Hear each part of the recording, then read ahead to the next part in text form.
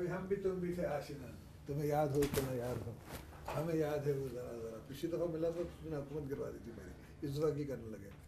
मैं जब पहली बार मिला था आप वजीर थे, बंद हो गए थे, फिर 45 मिनट का इंटरव्यू हर 3-3 मिनट चला था। वही तो मैं बोल रहा हूँ ना, जब छूट करके आए मैं मिला था, उसके बाद से अब सब्जा ही सब्जा है। प्लीज़ 12 मिनट है इंटरव्यू। 12 मिनट सर, मैं 12 मिनट के अंदर कर लूँगा। पाकिस्तान के सदर मोहतरम आसिफ अली जरदारी इस वक्त BBC के साथ हैं। आसिफ जरदारी कभी शरीक सफ़र थे साबिक़ वज़ीर आज़म मोहतरमा बेनज़ीर भुट्टो के, शरीक हयात थे। अब सफ़र सियासत उनका अकेला है।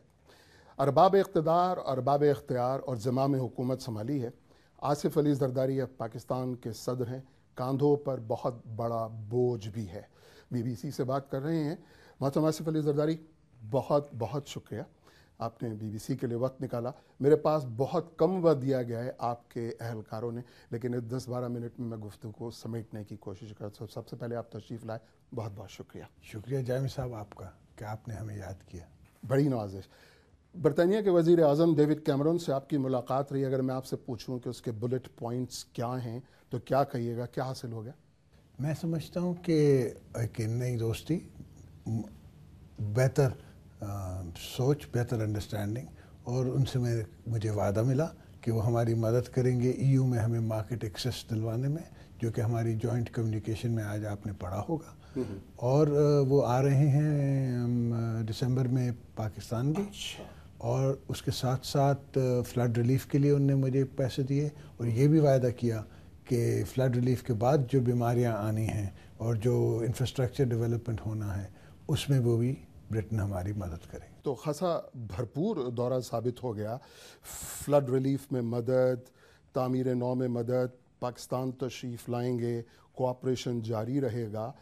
तो एक जो मुखालफत उनके एक बयान से पैदा हो गई थी भारत में जाकर के, जो उन्होंने दिया था, वो मुखासमत, वो मसनूई अदावत या जो एक कसाफत सी फैली थी, वो दूर हो गई?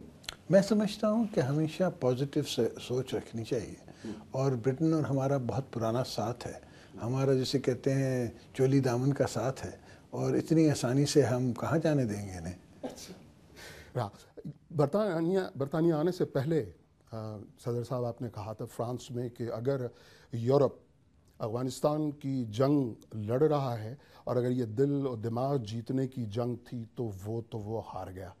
ये बयान खासा यहाँ पर हेडलाइंस में छपा, क्या अब भी आप अपने इस बयान पर कायम हैं? नहीं, मैंने आपसे अर्ज़ की कि मैंने कहा कि जब तक हम दिमाग और दिल की जंग नहीं जीतेंगे तो हम फिज़िकल जंग जीत भी जाएं तो वो जीत ना होगी।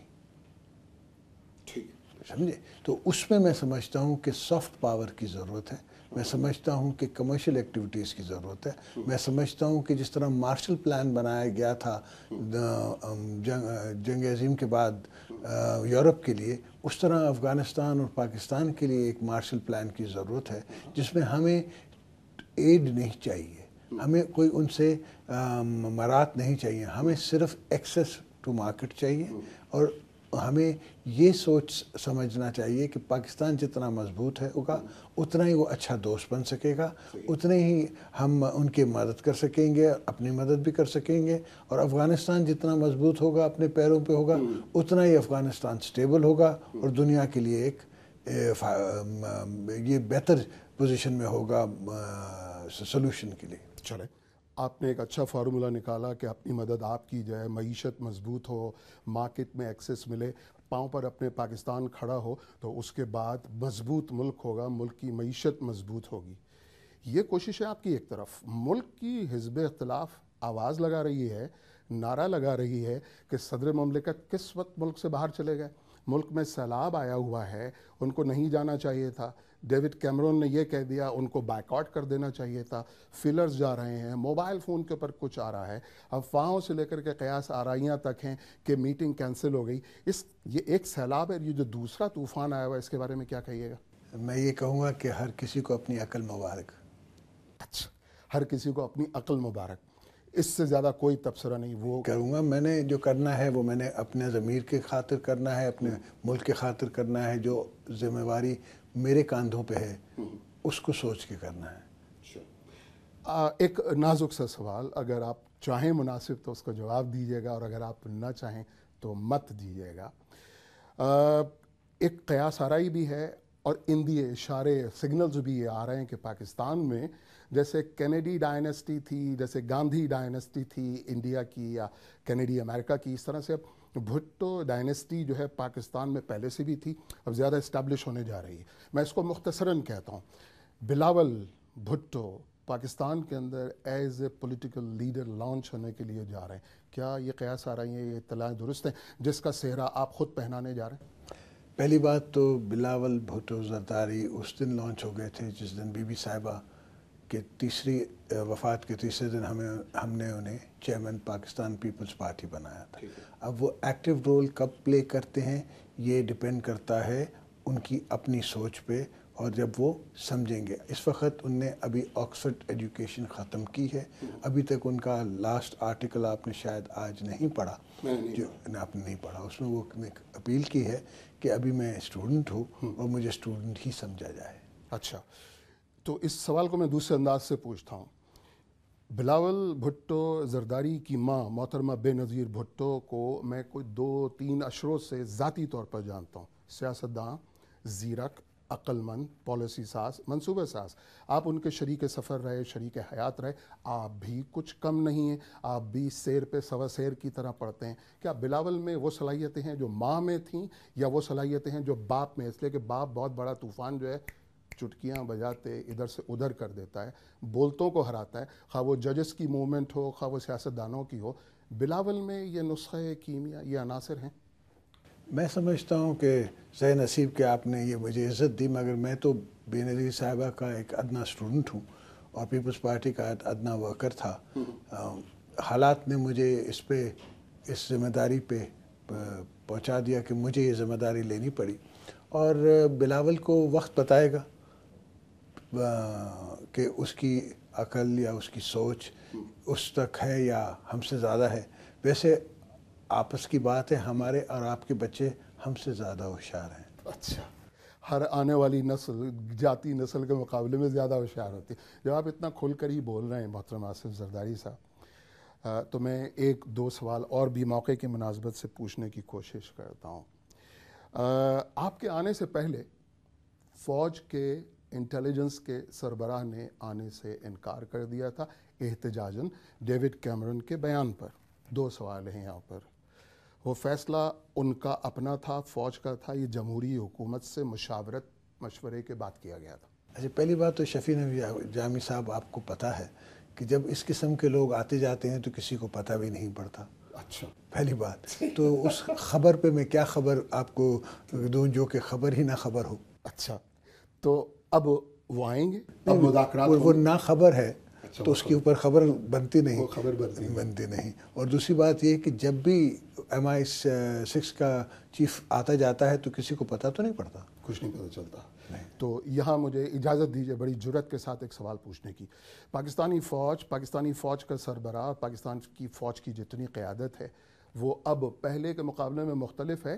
جمہوریت کو چلنے دینے کے موڈ میں ہے, یا اس کے تیور کچھ دوسرے نظر آتے ہیں آپ کو کبھی کبھی؟ میں سمجھتا ہوں کہ جمہوریت خود ایک فل سرکل آ گئی ہے. مشرف صاحب کے جانے کے بعد پریزیڈنسی آپ کے پاس پہلی دفعہ جمہوری طور پہ آئی ہے, اور آتے ہی ہم نے سارے پاورز جو ہیں وہ پارلیمنٹ کو, جو کہ لوگ نہیں سمجھ رہے تھے کہ میں دوں گا, وہ پیپلز پارٹی کی قیادت کی ہدایت سے اور اپنی سوچ سے ہم نے پارلیمنٹ کو مضبوط کر دیا ہے. اس وقت پارلیمنٹ آل ان آل ہے, اور پارلیمنٹ جب مضبوط ہوگی, ظاہری بات ہے 2.5 سال پرانی جمہوریت ہے, 100 سال پرانی جمہوریت نہیں, مگر جتنا کام اس 2.5 سال میں اس پارلیمنٹ نے کیا ہے میں سمجھتا ہوں کہ پچھلی پارلیمنٹس نے نہیں کیا تھا. 2 سوال بالکل ڈائریکٹ, ایک آپ کے بارے میں اور ایک BBC کے بارے میں.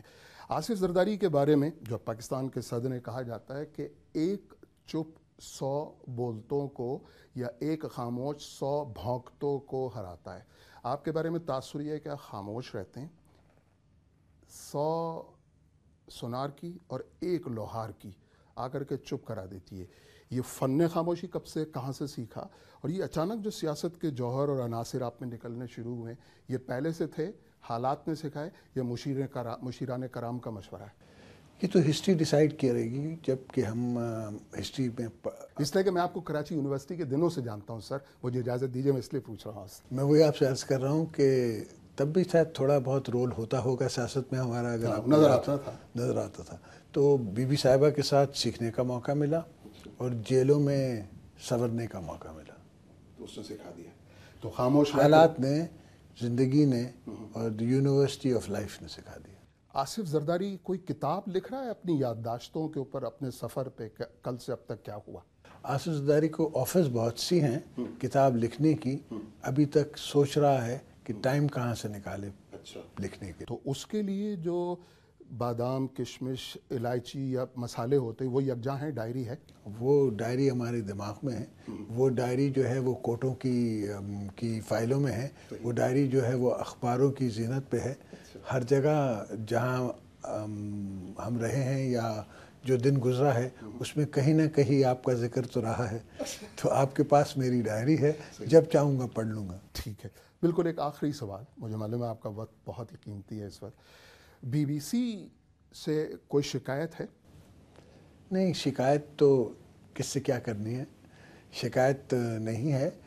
دوستوں سے شکوہ یہ ضرور ہے کہ تھوڑا سا سوچ کو اپنی اور بلند کریں. انسان چھوٹا بڑا نہیں ہوتا، چھوٹے سوچیں جو ہے چھوٹی بڑی ہوتی ہیں. مجھے فرحت اللہ بابر صاحب اشارہ کر رہا ہوں، خدا کا واسطہ آپ وائنڈ اپ کریں تو میں وہی کرنے کے لیے جا رہا ہوں. بی بی سی جیسا ادارہ جو کام کرتا ہے خبریں اور نشریاتی ادارے سے لے کر کے، اس وقت وہ حکومت پاکستان کی مدد کے لیے، عوام کی مدد کے لیے ہنگامی بنیاد پہ ایک پروگرام شروع کر رہا ہے جو لوگوں تک اطلاع پہنچانے کے لیے ہے کہ تمہارے لیے مدد کہاں پر ہے، کیسے حاصل کی جا سکتی ہے. اگر کوئی بیماری ہے تو اس کے لیے ڈاکٹرز بولنا ہے وہ کیسے دور کیا جا سکتا ہے. یہ ٹوٹلی نان پولیٹیکل ایک پروگرام ہے جو آئندہ پیر سے شروع ہوا چاہتا ہے، جس کے لیے خادم حسین خود جا رہا ہے پاکستان. خادم حسین سے مراد میں وہاں شروع کرانے کے لیے جا رہا ہوں. ایک ایسا پروگرام جو عوام تک صحیح اطلاع صحیح پہنچا سکے.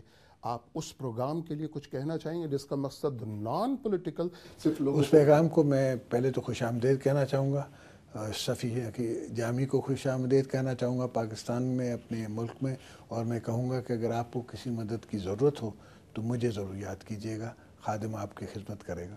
محترم آصف علی زرداری، بہت بہت شکریہ. بڑی مہربانی.